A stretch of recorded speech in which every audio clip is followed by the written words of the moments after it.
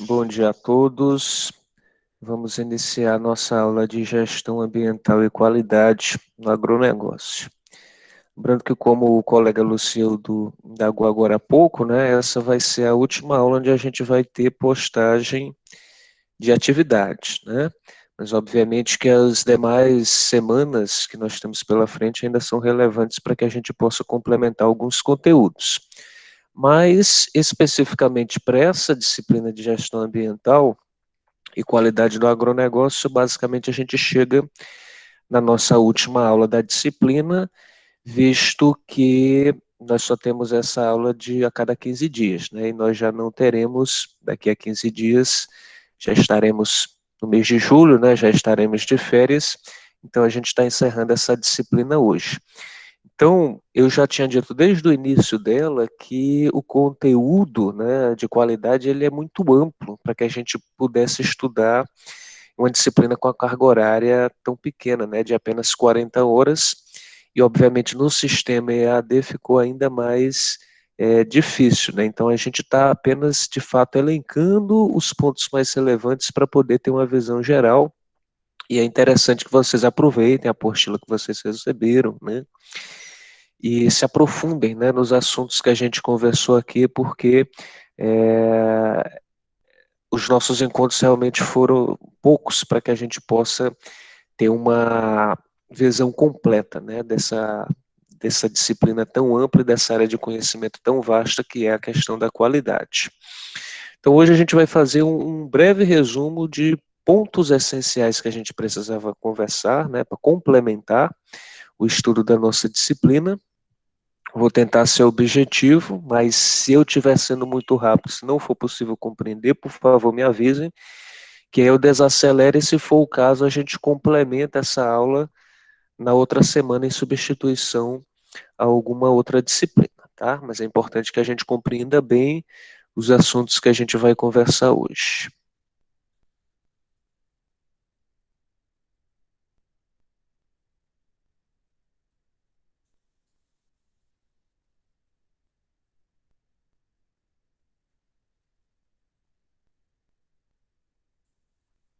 Só um momento que eu vou abrir aqui a tela para vocês.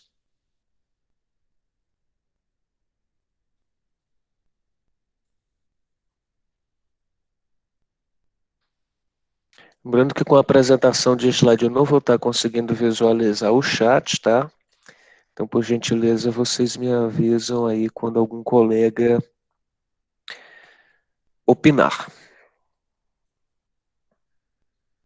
Então, essa aula de hoje trata sobre os sistemas de gestão da qualidade. A gente vai falar aqui sobre alguns certificados e normas, né, que são aplicados na, na introdução e manutenção de sistemas de gestão da qualidade. Então, para iniciar, a gente vai falar sobre as chamadas BPAs, né, que são as boas práticas agrícolas, que consistem em um conjunto de princípios, tecnologias, normas, práticas e recomendações técnicas que devem ser aplicadas desde a produção dos insumos agrícolas até o transporte dos alimentos e entrega dos produtos ao consumidor. Em outras palavras, em toda a cadeia produtiva, né? Desde lá do antes da porteira, passando pelo dentro, até o depois da porteira. Nesse sentido, o que se baseia as BPAs, né? Em que cada atividade que seja executada, seja o cultivo de uma determinada fruta, seja a criação de um determinado animal, né? Embora tenha a palavra agrícola aqui, mas ela pode ser aplicada também à pecuária. Todas as atividades, todos os trabalhos que são executados dentro da cadeia produtiva, eles aconteçam da forma mais responsável possível, né? E quando eu digo responsável, é no sentido de respeitar a saúde do trabalhador, né, fazendo com que ele use os equipamentos de proteção individual, que ele tome os cuidados necessários, como, por exemplo, estar aplicando um determinado defensivo químico, assim como resguardando o produto produzido, né, para que se garanta a sanidade, ou seja, a saúde desse alimento e, obviamente, não ponha em risco o consumidor que vai consumi-lo no futuro. Então, em cada etapa da cadeia produtiva, cultivo, introdução de insumos, estocagem, distribuição, tem atividades sendo executadas e essas atividades precisam ser pensadas, né? Pensadas do ponto de vista da sustentabilidade e da segurança de trabalho e da segurança alimentar. Então, nesse sentido, as BPAs vêm a ser medidas a ser tomadas para garantir isso. Como é que elas são tomadas? Cada empresa, né, cada fazenda, ela pode ter um documento, um manual, que a gente chama Manual de Boas Práticas Agrícolas. Inclusive, se vocês pesquisarem no Google, Manual de Boas Práticas Agrícolas, vocês vão ver diversos modelos que vocês podem baixar, né, que o produtor rural pode baixar e aplicar, né? Inclusive, nesse período da pandemia, muitas entidades de apoio ao setor da agricultura elaborou manual de boas práticas para a agricultura familiar, né, para poder se prevenir em relação à contaminação do coronavírus, assim como é, livrar que os produtos que são produzidos lá no campo também acabem por serem contaminados de alguma forma e levar esse risco ao consumidor, né? Então, na verdade, é um documento muito importante, mas não existe um padrão. A gente tem diversos modelos e ele é construído com base nas leis que a gente tem em diversas cadeias de produção.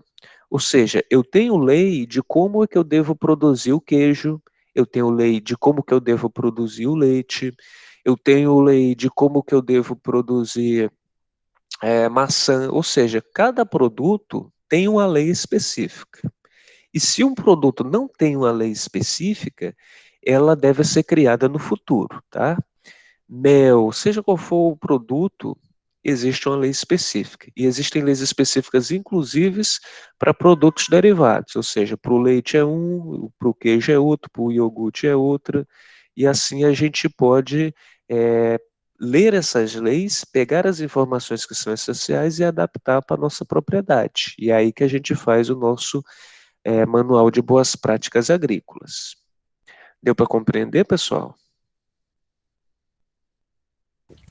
Deu sim, Washington.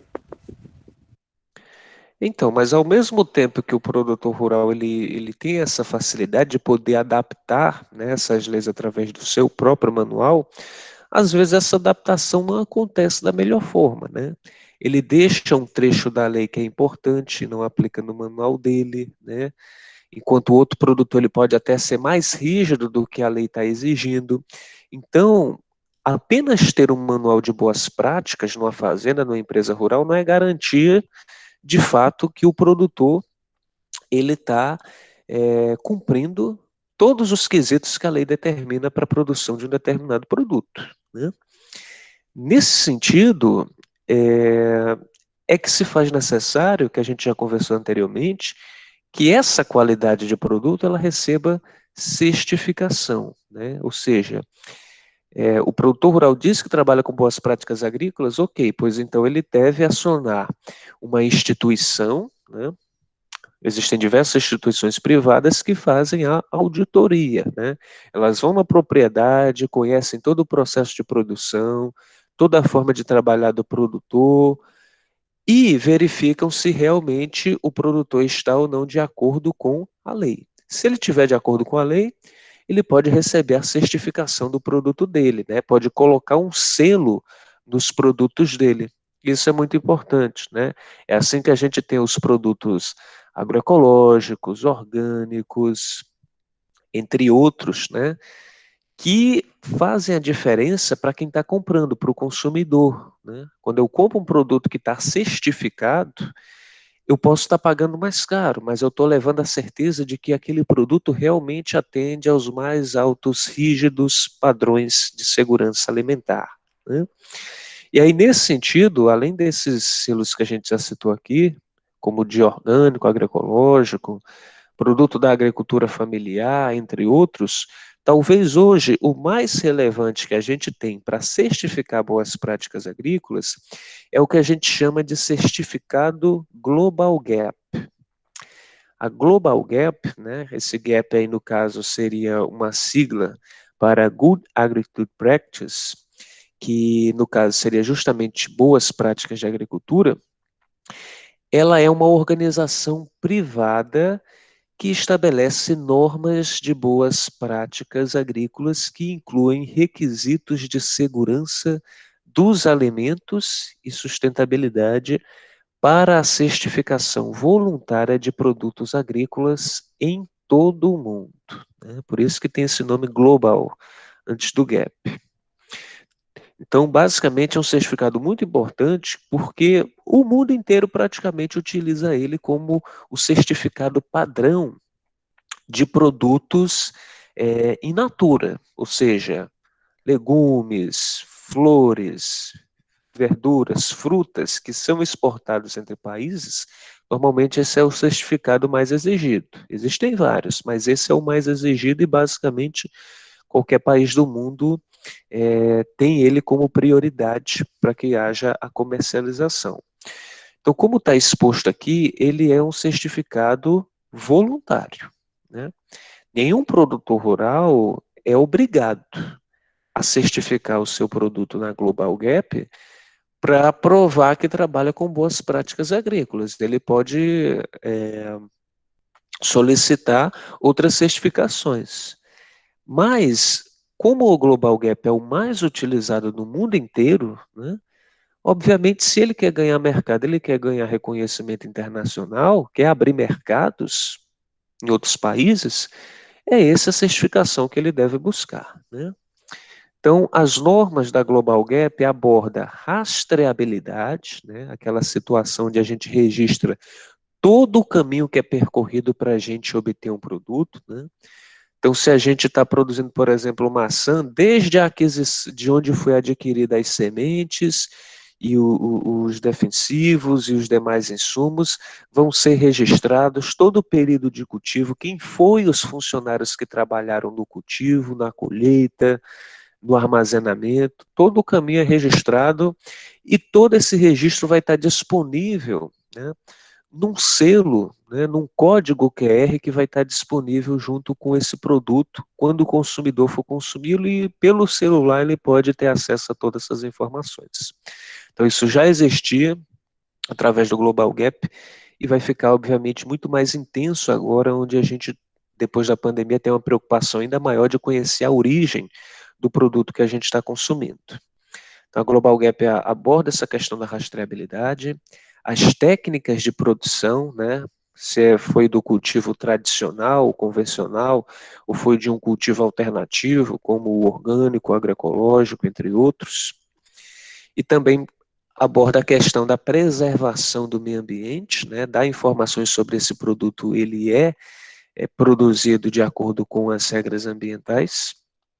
E, claro, a segurança dos alimentos e os aspectos sociais. Segurança dos alimentos no que diz respeito à qualidade, a garantia de que o produto ele tem boa sanidade, não oferece riscos ao consumidor, e os aspectos sociais para garantir que quem trabalhou na produção desse produto trabalhou de uma forma legal, não era trabalho escravo, como ainda existe em alguns locais do Brasil, infelizmente, ou que estava em desacordo com as leis trabalhistas, né? Ou seja, é um trabalho justo. Então a Global Gap certifica tudo isso, todos esses quesitos e, obviamente, se garante aí que o consumidor possa comprar em qualquer lugar do mundo um produto da agricultura que foi bem produzido, que trabalhou com os mais rígidos processos de qualidade e que ainda assim garantiu a preservação do meio ambiente, da sua produção e também o respeito às questões trabalhistas. Deu para compreender, pessoal? Deu sim, Washington. Washington, como é que eu faço para minha empresa se atribuir um certificado nela? Muito bem. Se não me engano, hoje a Global Gap está em mais de 190 países, tá? E aí, nesse sentido, vários países nós temos as empresas de auditoria, de certificação, né? Então, assim, tanto para a Global Gap quanto para qualquer outro tipo de selo, como da agricultura familiar, orgânico, agroecológico, etc., você tem que acionar essas empresas particulares, né?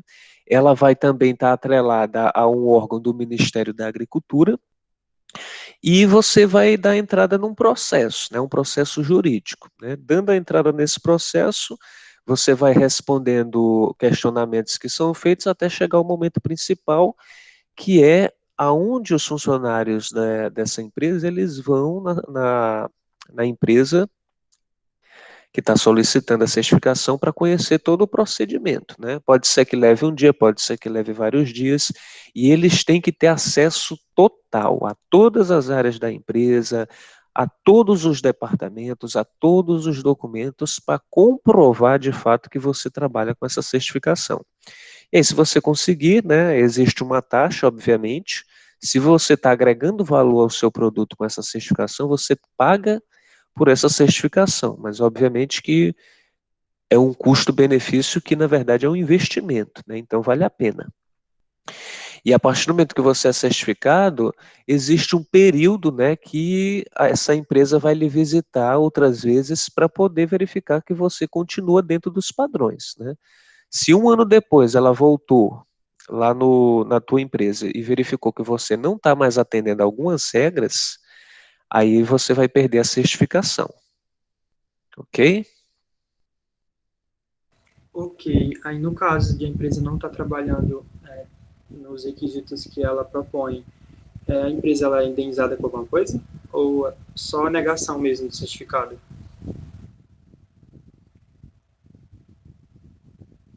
Deixa eu ver se eu entendi. Se a empresa ela foi fiscalizada e foi verificado que ela não está trabalhando de acordo com as normas da certificação, é isso? Isso, se ela recebe algum tipo de indenização, entende? Ou se fica só por isso mesmo? Não, muito pelo contrário. Talvez ela é que tenha que pagar alguma indenização para a própria empresa que está representando a Global Gap, porque você está usando um selo, um certificado que te garante acesso ao mercado internacional, que te garante toda uma série de reconhecimentos, mas você não está cumprindo as normas, e as empresas que compraram o teu produto acreditando que essa certificação estava coerente, elas estão sendo enganadas, né? Então, na verdade, quem pode ser indenizado ou cobrar alguma espécie de indenização, na verdade, é a empresa que certificou e os teus clientes. Quem está errado aí na história seria quem deixou de cumprir as regras. Se você vai deixar de cumprir as regras, então você tem que comunicar que não vai querer mais a certificação, ok? Ok, um baita de um prejuízo. Obrigado. Por nada. Então, só lembrando, pessoal, que esse aqui é o certificado principal, mas existem vários outros. Às vezes, o interesse do produtor rural é ter apenas um certificado, né, para dizer que tem um certificado de manual de boas práticas. Aí ele não precisa ir atrás do internacional como esse, que é muito mais rígido. Ele pode buscar outros certificados nacionais, né? Mas isso varia, obviamente, de onde o empreendedor ele quer chegar.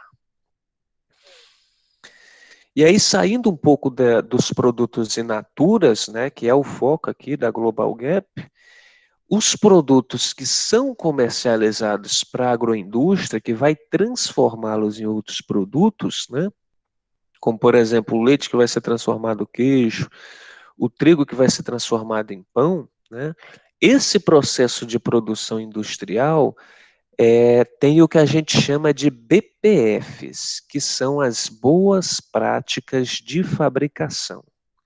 As boas práticas de fabricação são conjuntos de medidas que devem ser aplicadas em toda a cadeia produtiva de alimentos, com o intuito de garantir a segurança sobre o ponto de vista das condições de higiene, né? Então veja aí como é complexo. Se nós temos a agroindústria, por exemplo, de biscoito integral e orgânico, né? Então, essa empresa vai estar comprando de um produtor que vai ter que atender às BPAs, né? E dependendo se esse produto for vendido para o mercado internacional, ele pode ter as BPAs e um certificado Global Gap, e quando chegar lá na agroindústria para ser transformado nesse biscoito, ele vai ter que atender ainda as boas práticas de fabricação, né? Então, as boas práticas de fabricação, ela se aplica justamente a processamento de produtos, né?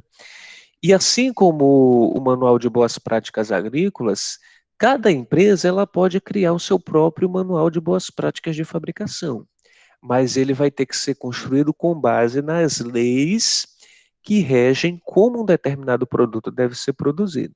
E aí, novamente, cada produto industrializado tem a sua própria lei específica. Se não tem, está na fila aí para ser aprovado algum dia, né?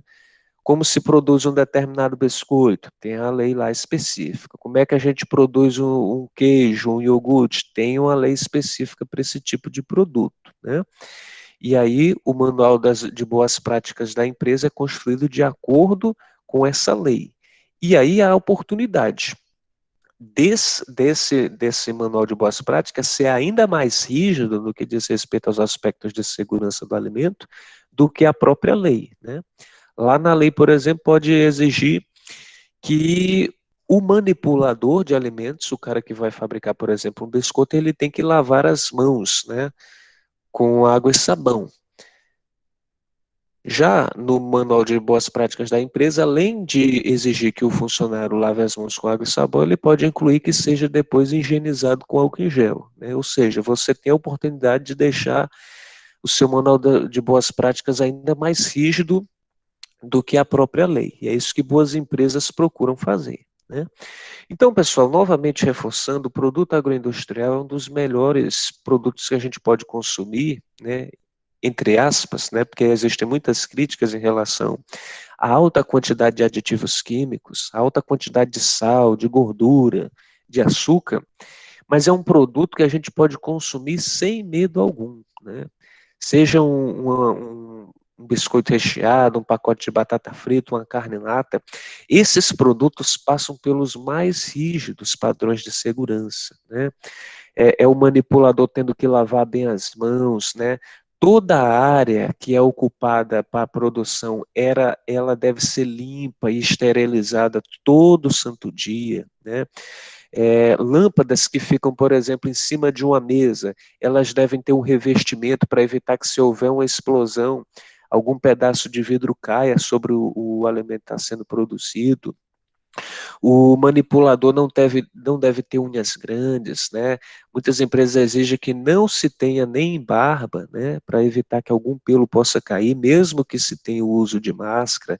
Não pode usar brinco, não pode usar anel, né? Qualquer situação que ofereça risco, né, para a contaminação do alimento, ela é evitada, né? Então, são produtos que dificilmente a gente vai ouvir na mídia informação de uma indústria de uma fábrica que foi autuada porque estava descumprindo regras, porque isso realmente é levado muito a sério, né? Pode acontecer, obviamente, num restaurante, numa padaria de bairro, né? Que muitas vezes não seguem essas regras, mas às vezes uma padaria pequena, um restaurante pequeno, de uma cidade pequena, ele deve ter o seu manual de boas práticas de fabricação. Ok? Deu para compreender? Deu sim, Washington. Muito bem. E para que as BPAs e as BPFs servem, né? Para garantir aos produtos conformidade, né? E conformidade é o conceito que define as ações que são fundamentais para que uma empresa esteja de acordo com as normas, as legislações e as boas práticas de seu segmento. Por meio da conformidade de processos, uma empresa não entra na contramão da área de atuação e jamais perderá tempo e dinheiro por não conseguir uma determinada norma, né? Então, essas boas práticas, elas visam a garantir que o produto vai chegar para o consumidor da forma como ele é prometido no projeto de produto ou serviço que é prestado, né? Então, um produto conforme é um produto que chega nas mãos do consumidor da forma que ele deve ser, né? Principalmente com qualidade em diversos aspectos, no seu rótulo, na sua embalagem, e no produto em si, com um bom sabor, com um bom paladar, com um bom cheiro, né? Com um bom odor. Então, tudo, todas as boas práticas são criadas visando a conformidade dos produtos. Mesmo que haja rígidos manuais de boas práticas agrícolas e boas práticas de fabricação, pode ser que em um caso específico ocorra o que a gente chama de não conformidade, ou simplesmente de N6, né? E o que é a não conformidade? É o que nasce de um processo que gera um resultado insatisfatório e que acarreta o não atendimento a um critério externo, que são as legislações e as normas, ou um critério interno, que são os procedimentos internos ou parâmetros de clientes, por exemplo, né? Ou seja, que não atende às leis e às normas ou os nossos manuais de produção, né? Então, dessa forma, toda não conformidade, ela deve ser corrigida. E aí, novamente, a gente trabalha muito com a questão da prevenção e da correção. E nesse sentido, a gente tem que ter foco total na prevenção de não conformidades, porque se a gente previne que a não conformidade ocorra, a correção não será necessária. E a correção, ela é mais cara, né? Suponhamos, por exemplo, que a gente está fabricando um determinado produto como um suco, né? E esse suco, ele fica fora do padrão, como, por exemplo, fica mais doce, né, do que a receita, que a nossa receita exige, né? Então, o lote desse produto, ele está não conforme com as nossas boas práticas. E o que a gente faz? A gente tem que corrigir, a gente tem que ir no laboratório, né, industrial, a gente consegue fazer a correção para retirar essa quantidade de açúcar a mais, né? Mas a gente nunca vai colocar no mercado um produto que está em não conformidade com as nossas boas práticas. Em alguns aspectos, né? Em outros a gente até consegue encontrar um produto que chega ao supermercado com não conformidades. Por exemplo, uma embalagem que foi impressa com a tinta meio que desbotada, né? Eu acho que todo mundo já viu algum exemplo como esse. Alguma tampa de embalagem que não vai abrir com a facilidade que deveria. Então, as não conformidades, embora tente-se de todas as formas combater, elas ainda acontecem, mas é muito raro, né? Deu para compreender, pessoal, a importância e a diferenciação entre conformidade e não conformidade? Deu sim, Washington. Qualquer dúvida, tá? Fiquem à vontade. São muitos conceitos. Então, para garantir que a gente tenha conformidades acima de não conformidades, né, a gente tem outras ferramentas que podem ser aplicadas e que dão suporte às BPFs e às BPAs, né, que no caso são os procedimentos operacionais padrão, que a gente chama de POP, né, que é a sigla. O procedimento operacional padrão é um documento organizacional que traduz o planejamento do trabalho a ser executado. É uma descrição detalhada de todas as medidas necessárias para a realização de uma tarefa. Para fazer um POP, pessoal, a gente vai utilizar duas ferramentas da qualidade que a gente estudou na nossa aula passada. O fluxograma de produção, né, aquele onde a gente tem cada etapa do processo produtivo sendo desenhada em uma forma geométrica, e a lista de verificação, onde a gente tem a lista de tudo o que precisa ser feito e vai marcando se foi feito ou não, né? Qual o objetivo do POP? É um procedimento muito parecido, vamos voltar lá para outra disciplina de planejamento, gestão e princípios de marketing, quando a gente estudou teorias administrativas, e nós estudamos sobre o trabalho do Frederick Taylor, né? Lembra que ele desenhava como os funcionários trabalhavam e a partir desse desenho ele criava o procedimento mais eficiente que precisava ser executado por todos os funcionários, é mais ou menos a mesma coisa. O procedimento operacional padrão, ele vai dizer como cada funcionário deve executar uma determinada tarefa, né? Então, se eu sou, por exemplo, um funcionário de uma indústria de macarrão, né? Então, vai ser dito todas o trabalho que eu executo na minha função, né? Desde eu chegar na empresa em determinado horário, lavar as mãos, algumas empresas exigem, inclusive, que tome banho na empresa, vista uma roupa adequada, os equipamentos de proteção individual, como é que eu devo manipular a massa, como é que eu devo misturar os ingredientes, né? Qual é a minha área onde eu vou estar alocado na empresa, quais equipamentos eu vou utilizar para a produção desse macarrão. Ou seja, tudo o que é feito é descrito minuciosamente.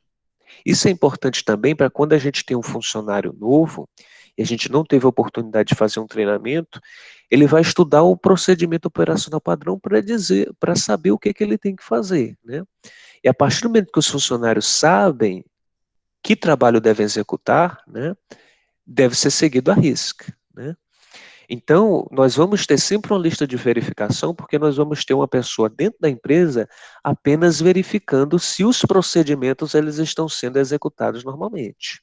Essa pessoa vai ter uma prancheta como essa da figura e vai estar verificando lá se o funcionário está fazendo exatamente tudo o que deveria fazer, né? Se ele está fazendo algo que não se deveria, vai ser marcado lá e depois, obviamente, esse funcionário vai ser chamado para conversar, né? Se isso coloca em risco, obviamente, o produto que está sendo produzido. Da mesma forma, né, saindo da indústria e indo para o campo, a forma como um funcionário está aplicando um defensivo químico ou irrigando uma determinada área de lavoura pode estar sendo observado, né, e se tem alguma ação que está sendo realizada lá que não está de acordo com o procedimento operacional padrão, ele pode ser chamado a atenção ao ser verificada essa situação. Deu para compreender, pessoal? Deu sim, Washington. As nossas concedentes de estágio, elas dão um procedimento operacional padrão para a gente? Nós temos empresas que têm sim, certo? Inclusive, há empresas que realizam, né, uma espécie de capacitação e são já apresentadas esses procedimentos, mas nem todas as empresas têm, né? Esse é um documento que, assim como os manuais, né, de BPAs e BPFs, ele não é obrigatório. Em alguns locais, né? Por exemplo, a empresa que tem laboratório, todo laboratório obrigatoriamente tem que ter um POP. Mas para outras funções e outras áreas nem sempre se realiza. Ok? Ok, Então, obrigado. como vocês podem observar, pessoal, essas diversas ferramentas que a gente está conversando são coisas muito simples, né? O simples ato de você descrever a realização de um trabalho, né? Vamos fazer um exemplo, por exemplo, na nossa sala de aula, né? Eu tenho que chegar em determinado horário, eu tenho que sentar na minha cadeira, né? Aquela que na mesa que está com a minha identificação. Eu tenho regras para poder pedir para ir no banheiro, eu tenho horário para poder sair para o meu lanche. Eu sei do que eu não posso fazer, como, por exemplo, não me alimentar dentro da sala de aula. Ou seja, são coisas básicas que uma pessoa, quando conversa com outra, pode repassar e pode aprender. Mas, se não houver alguém fiscalizando, se não houver a reciclagem, que no caso é uma capacitação de novo para relembrar aquilo que precisa ser feito diariamente, as pessoas elas costumam a deixar esses comportamentos de lado, né? E quando eu deixo um comportamento de lado, do mais simples, como por exemplo, deixar de usar uma farda, deixar de usar um calçado fechado, né, para usar um chinelo que não é o permitido, cada deslize vai dando margem para que os procedimentos eles saiam da forma como deve ser executado. E por isso é necessário que se haja essas regras documentadas em um documento oficial, que no caso é o POP, que vai estar sendo consultado e relembrado aos funcionários e que precisa ter uma pessoa fiscalizando regularmente. Ok? É assim que a gente faz empresas e qualquer outra organização funcionar eficiente, né? Com a disciplina dos funcionários em executar aquilo que é acordado. E além do POP, outro documento importante que auxilia a aplicação das BPAs e das BPFs e ajuda a nós termos conformidades em nossos produtos e serviços são as análises de perigos e pontos críticos de controle, que nós chamamos nessa área de conhecimento simplesmente de APPCC, né, que é a sigla, né? Então, a análise de perigos e pontos críticos de controle consiste em um sistema de controle sobre a segurança do alimento mediante a análise e controle dos riscos biológicos, químicos e físicos, em todas as etapas, desde a produção da matéria-prima até a fabricação, distribuição e consumo. Olha só que bacana, pessoal, parece que a gente está falando a mesma coisa, desde o início da aula, né? Mas cada um desses documentos tem um foco específico, e um vai dando suporte ao outro. E o APCCC, ele é muito importante porque o foco dele é justamente combater os principais riscos que podem fazer com que o alimento não seja mais seguro para o consumo humano, né?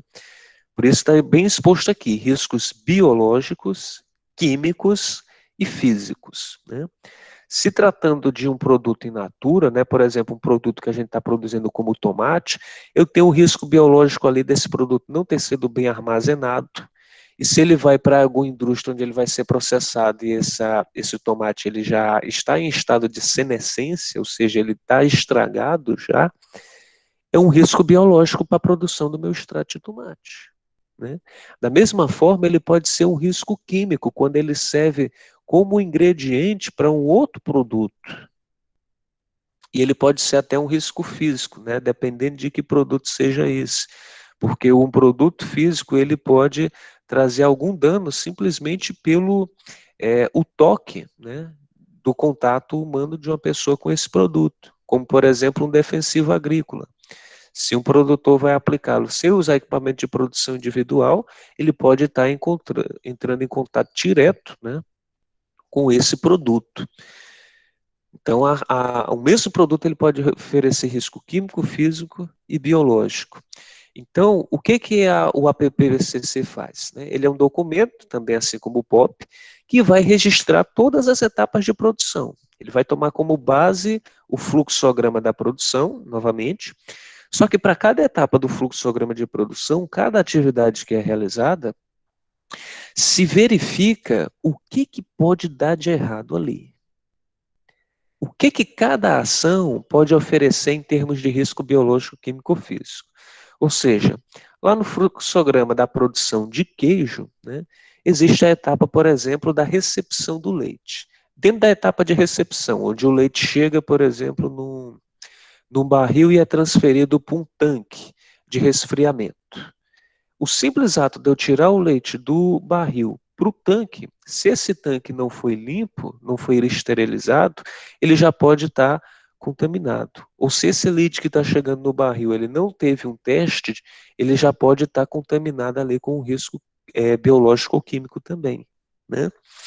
Então, cada etapa do sistema produtivo ele vai ser estudado para ser verificado, né? Na etapa de uma determinada produção de alimento, né? A possibilidade de um funcionário escorregar, a possibilidade de um funcionário que trabalha, por exemplo, com o corte de frangos, né, para a agroindústria, de se cortar, né, de utilizar uma faca de uma forma inadequada e se cortar, né? A gente aponta ali o risco físico que ele tem. E pode ser prevenido esse risco justamente com o POP, que disse lá como era a maneira correta de realizar um corte em um frango, né? Então, um documento vai auxiliando o outro, né? E o foco do APPCC é um foco muito mais específico nesses riscos que podem colocar a saúde do consumidor e dos funcionários. Ok, pessoal? Sim, Washington. Aí, no caso, Washington, do fluxograma, a gente faz desde o início, né? Daí a gente vai alinhando desde o início mesmo até a mão do consumidor, do que pode Desde dar o errado. início até as mãos do consumidor, né? Parece assim, talvez se passe na cabeça de você, realmente a gente faz isso, a gente leva tanto tempo só pensando nisso, a gente faz, pessoal, né? Tem profissionais que são capacitados só para isso. Até mesmo o ato de abrir uma embalagem, né, ele pode oferecer um risco para o consumidor, né? Eu posso, por exemplo, um saco de batata frita, se o material de embalagem dele, hoje isso é difícil acontecer, mas no passado era uma embalagem mais rígida. Você poderia cortar a mão do consumidor ali. Então, tudo que pode dar de errado é pensado. E não é apenas pensado, aqui a gente trabalha também a questão da prevenção e da correção. Tudo que pode dar errado, como um funcionário escorregar, um funcionário bater a cabeça, o funcionário se cortar, né, em um dos procedimentos que são realizados, o produto não suportar o acondicionamento da embalagem estourar, né, tudo é testado para evitar que aconteçam erros. E à medida que se verifica potenciais perigos, seja para os funcionários, seja para o consumidor, seja para a embalagem do produto, você pensa em alternativas para poder corrigir, para poder prevenir os possíveis problemas que vão surgir. Ok? Ok. No caso da distribuição, um exemplo poderia ser um possível assalto, né? E no caso do possível controle disso, seria colocar a mercadoria. Eu me esqueci o nome agora. Seguro. No seguro? É, mas aí no caso não entra no que diz respeito à qualidade, né? Você segura, isso pode realmente acontecer, os produtos podem ser roubados e o seguro ajudaria. Mas aí estaria uma questão de, por exemplo, se o transporte for feito pela empresa, né? Então isso faria mais sentido quando a gente está pagando o frete do produto. Mas isso tem a ver com o processo de distribuição em si, da logística em si, não diretamente ligado à qualidade, tá? Um exemplo ligado à qualidade do produto seria, por exemplo, eu estou transportando um produto muito sensível, como, por exemplo, melancia, né? Eu tenho que garantir que o transporte, né, ele garanta que essa melancia vai chegar lá em segurança, ou seja, que essas melancias não vão balançar e possam se romper, né, possam chegar machucadas ao consumidor. Isso que teria a ver com a questão aqui da qualidade. Essa questão do roubo aí se encaixaria em uma outra área, como por exemplo a da logística, ok? Ok, Washington, obrigado. Por nada. Os demais colegas, está tudo bem, pessoal?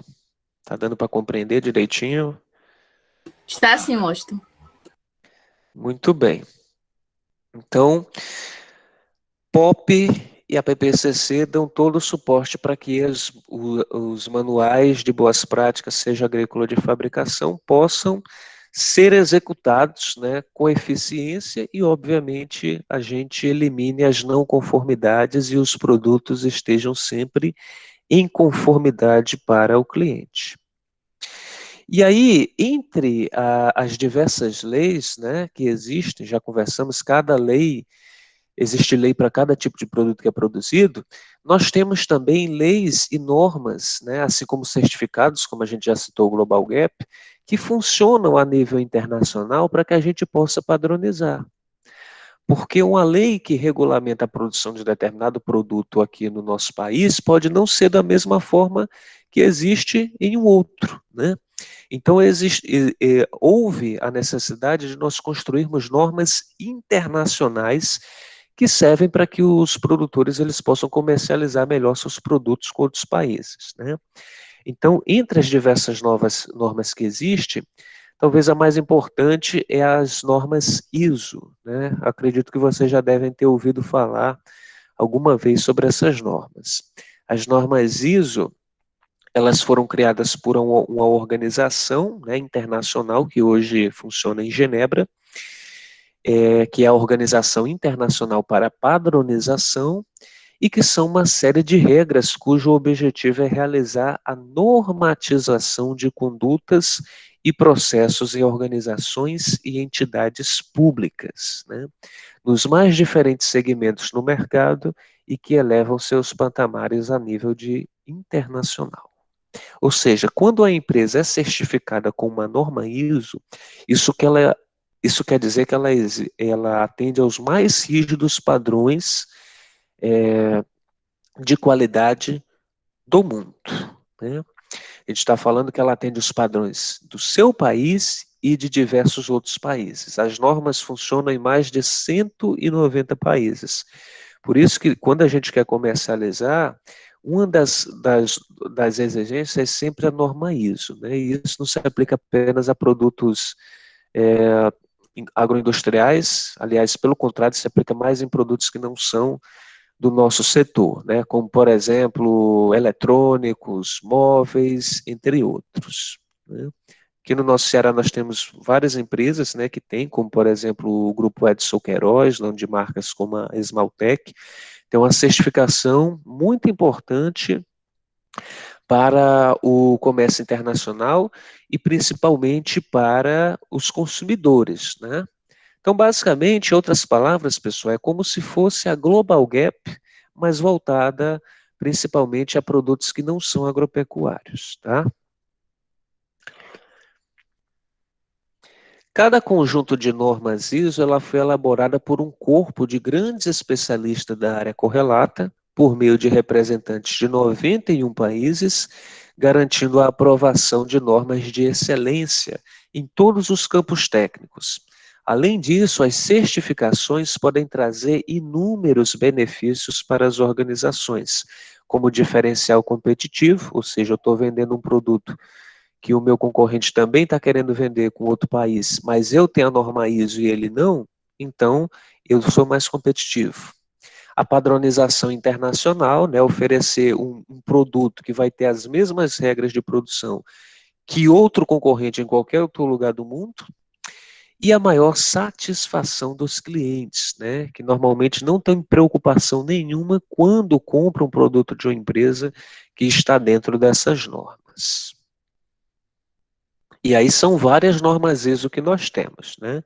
As mais famosas são a ISO 9000, que é o conjunto de regras mais conhecido em todo o mundo. Essa ISO ela é responsável por trazer as normas a serem aplicadas para a implementação de um sistema de gestão da qualidade nas empresas, né? Ou seja, quando a empresa vai criar um sistema de gestão de qualidade, normalmente ela é a referência. Ela pode ter o seu manual de boas práticas, ela pode consultar as leis de um determinado país, mas se ela quiser comercializar internacionalmente ou ter mais credibilidade no seu país, a referência vai ser a ISO 9000, a ISO 9000.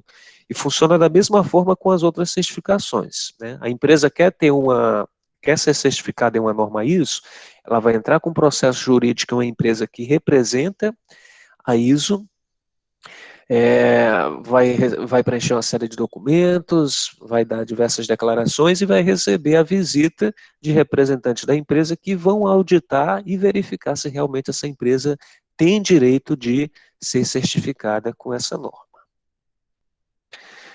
Outra norma importante da ISO é a 14.000. Essa é responsável pela geração de normas e diretrizes para a gestão ambiental eficiente, né? Então vai além da qualidade, mas também abrange as questões ambientais, e por meio dela é possível se adequar às legislações ambientais vigentes ao nível nacional e internacional. Tem algum colega com o microfone aberto? Sara. Pronto. Ok. Deu para ouvir, pessoal? Compreender? Deu sim, Washington. Pessoal, Aliás, a gente já tinha visto os ISOs nas aulas de mundo do trabalho. muito bem. Que bacana. Então, eu vou precisar de talvez 5 minutinhos para concluir a aula. Tudo bem para vocês? Tudo sim, por mim. Se alguém disser que não, me avisa aí. Outro exemplo seria a ISO 50001, né? Essa é responsável pela determinação de diretrizes que auxiliam as organizações a conseguirem uma eficiência estratégica ao longo do tempo, por meio de implementação de um sistema de energia, ou seja, essa aqui ela está sendo muito importante nos dias de hoje, porque nós estamos tendo muitas mudanças, né, nas matrizes energéticas, que estão saindo de matrizes poluentes e procurando fontes de energia mais barata, como a eólica e a solar. E a ISO 50001, ela é focada na gestão da qualidade aplicada a esse setor econômico, o sistema de gestão de energia. E por último, a ISO 9001, né, que é uma das principais normas aplicadas em todo o mundo. Todas as maiores e mais conceituadas empresas do mercado são certificadas para ela, demonstrando sua importância para as mais diferentes áreas. Ela normaliza questões importantes para a implementação de um sistema de gestão da qualidade, bem como indica que forma uma empresa de que forma uma empresa deverá fazer para ser gerenciada e orientada para a qualidade total, conseguindo identificar e atender às necessidades do cliente. Ela baseia-se em 7 princípios. O foco no cliente, né, a atenção total a atender às expectativas do cliente. A liderança, né, o papel do gestor em liderar bem a empresa. O engajamento das pessoas, ou seja, tanto consumidores quanto os funcionários, e fornecedores também, tendo compromisso total com as normas de qualidade, a abordagem dos procedimentos, né, que é justamente um documento como o POP ajuda bastante a você criar processos de abordagem eficientes, a tomada de decisão baseada em evidências, né, ou seja, sempre fazer com que as decisões que sejam tomadas sejam respaldadas pelo ponto lógico científico e nunca em achismos, e a melhoria contínua, que é o processo de buscar sempre se aperfeiçoar e de melhorar. E, por último, a gestão de relacionamentos, né? Criar programas para que se haja o bom relacionamento entre funcionários, entre os gestores e também com os clientes e fornecedores. Ficou tudo claro, pessoal? Ficou sim, Washington. Então, ok. E o último ponto que eu quero conversar com vocês para encerrar a nossa aula, né, depois de ter falado sobre todas as normas, os documentos, é o seguinte: e se der alguma coisa errada, né? E se um produto que estava além da não conformidade chegou ao mercado e pode colocar em risco a saúde do consumidor? Ou simplesmente chegou como um produto com defeito, né? Ou seja, depois de tudo isso, mesmo com certificação, com manuais de qualidade, a empresa falhou e colocou no mercado um produto defeituoso, né? A gente tenta fazer com que isso não ocorra, mas pode acontecer. E quando isso ocorre, existe o que a gente chama de recall, né? O que é o recall? O recall, traduzindo literalmente, é um chamamento, é um chamado de volta que a empresa faz para quem comprou o seu produto e entregá-lo de volta, né? O recall é um procedimento gratuito pelo qual o fornecedor informa o público ou eventualmente o convoca para sanar os defeitos encontrados em produtos vendidos ou serviços prestados. O objetivo essencial do recall vai ser proteger e preservar a vida, a saúde, a integridade e a segurança do consumidor, além de evitar e minimizar prejuízos físicos ou morais. Isso aqui, pessoal, é algo muito sério, certo? Quando um recall acontece, mostra que realmente a empresa falhou nos seus processos de qualidade e falhou muito feio, certo? Quando isso acontece, as empresas elas são obrigadas a ir na mídia, ou seja, pagar propaganda de rádio, televisão, jornais e noticiar que um dos produtos dela chegou no mercado com defeito e faz a orientação para que as pessoas devolvam esse produto, né? O primeiro passo, na verdade, vai ser a empresa entrar em contato com o distribuidor e recolher esses produtos e trocar por outros que estão com a qualidade aceitável. Se o distribuidor já tiver vendido para o varejo, né, como supermercados, eles vão entrar em contato agora com o supermercado e recuperar essa mercadoria. Agora, se já tiver vendido para o consumidor, né, a única alternativa é tentar fazer com que esse consumidor consiga visualizar uma propaganda no rádio, na televisão e ter ciência que aquele produto precisa ser devolvido, né? Só para citar algum exemplo do nosso setor, por exemplo, em 2013 a Nestlé fez um recall em 8 países do chocolate Kit Kat, né? A qual alguns consumidores verificaram que encontraram pedaços de plástico, né, na composição do produto. E embora seja muito raro acontecer isso, a gente vê com frequência na indústria automobilística. Talvez você já tenha visualizado algumas vezes empresas como a Ford e a Fiat mencionam em comerciais televisivos que o carro precisa não é nem ser devolvido, mas ir até uma concessionária para que seja realizado um ajuste, porque, por exemplo, um banco que foi mal projetado, ao ser ajustado, pode decepar, por exemplo, os dedos do condutor, ou coisas desse tipo, né? São situações que na indústria mobilística ainda acontecem, mesmo que eles trabalham com rígidos padrões de qualidade, mas nos produtos agroindustriais, felizmente, isso não acontece com frequência. É muito raro a gente ouvir, justamente porque os padrões são seguidos de uma forma bem rígida, né? E se isso acontece, é justamente aí, pessoal, que a questão da rastreabilidade faz toda a diferença, né? Se eu verifiquei, por exemplo, que um produto estava contaminado, eu vou tentar buscar ele no distribuidor ou no varejo. Se eu não encontrar, eu coloco a propaganda na televisão, né? E aí, através dos códigos de rastreamento do lote do produto, eu consigo verificar para onde ele foi vendido e etc e tal, né? E a nossa última alternativa é isso. A empresa é obrigada por lei a fazer essa comunicação oficial, né? Dizer que existe um problema, porque se ela não fizer isso, é pior.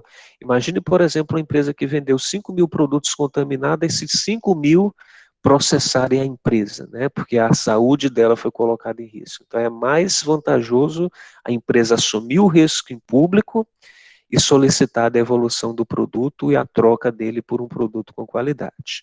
Tudo bem, Kailane, já estou encerrando, tá? Eu vou colocar aqui o formulário para a frequência de vocês. Agradeço pela paciência, né, desse tempo que a gente estourou. Espero que a aula tenha sido interessante para vocês, né, para a gente poder ter entendido o quanto essa área é importante, não só para produtos do nosso setor, mas qualquer outro que a gente consome e que pode consumir com tranquilidade quando esse produto é certificado, tá? Então está aí já disponível o link para o formulário. Muito obrigado pela presença de todos. Bom fim de semana.